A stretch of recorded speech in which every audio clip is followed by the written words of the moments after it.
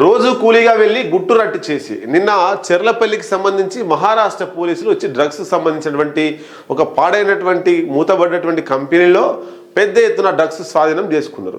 మరి దానికి సంబంధించి ఎట్లా పట్టుకున్నారో అంత క్లారిటీగా వాళ్ళకి ఎట్లా తెలుసు? మరి తెలంగాణ పోలీసులకు ఎందుకు తెలియలేదు? తెలంగాణ పోలీసులు ఏం చేస్తున్నారు వాళ్ళు వచ్చి పట్టుకున్నదాకా అని మనం చూస్తే ఒక కూలీలుగా చేరేరట పోలీసుల్లాగా పోలే డైరెక్ట్ అటాక్ చేయలేదు. ఏదో ఈ సమాచారం వస్తే ఆ సమాచారం ప్రకారం పోయి అక్కడ అటాక్ చేసి పట్టుకున్నది కాదు.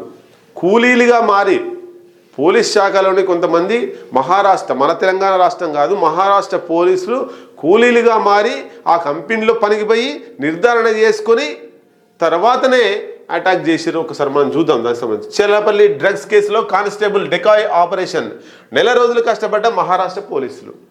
డ్రగ్స్ తయారీపై నిర్ధారణ జరిగాకే దాడులు, మెఫిడ్రిన్ తయారీలో శ్రీనివాస్ జాగ్రత్తలు ఎన్నో.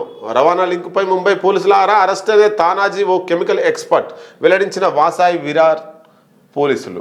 మొత్తం మీద నెల రోజులు కానిస్టేబుల్ లాగా అక్కడ కానిస్టేబుల్ దాంట్లో ఉన్నటువంటి పోలీస్ డిపార్ట్మెంట్లో కొంతమంది కూలీలాగా అవతారం ఎత్తి దానికి సంబంధించిన మొత్తం డాటా తీసుకొని కన్ఫర్మ్ చేసుకున్న తర్వాతనే వాళ్ళు తెర మీదకి వచ్చి అటాక్ చేసి వాళ్ళ మీద రైడ్ చేయడం జరిగింది.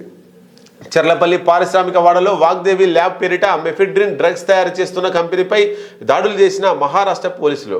మాదక ద్రవ్యాల దందా గుట్టురట్టు చేయడానికి నెల రోజుల పాటు శ్రమించినట్టు డెకాయ్ ఆపరేషన్ చేసి నెల రోజులు కూలీలుగా మారి మొత్తం మీద పట్టుకున్నారు. చాలా హ్యాట్సప్ చెప్పొచ్చు. ఎవరైనా పోతారు, ఉంటే రైడ్ చేస్తారు, దొరికితే పట్టుకొని వస్తారు, లేకపోతే కానీ ఒక ఆపరేషన్ కోసం, ఒక డ్రగ్స్ను గుట్టు రట్టు చేయడం కోసం, చాలామంది ప్రజలను కాపాడుకోవడం కోసం, చాలామంది డ్రగ్స్కు బానిస అవుతుంటే వారి నుంచి విముక్తి చేయడం కోసం మహారాష్ట్ర పోలీసులు ఈ కూలీల అవతారం ఎత్తి నెల రోజులు కూలీ పని చేసి నిర్ధారణ చేసుకుని దాని మీద అటాక్ చేసి గుట్టు రట్టు చేయడం చాలా వాళ్ళని అప్రిషియేట్ చేయాల్సిన అవసరం కూడా ఉంటుంది.